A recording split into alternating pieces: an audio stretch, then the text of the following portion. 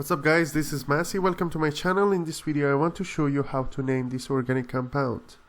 So as you see here, we have cyclopentane and we have hydroxyl group here. So this is gonna be the main branch. Here we have 1, 2, 3 carbon atoms.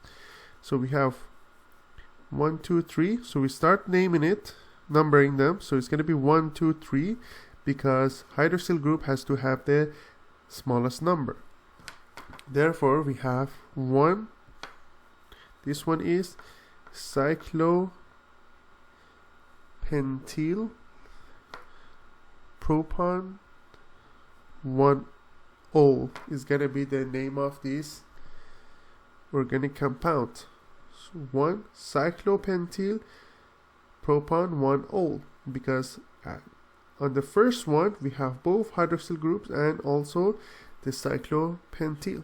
I hope you enjoyed this video. Please leave me a comment if you have any question and I'll get back to you as soon as possible. Thank you for watching and have a great day.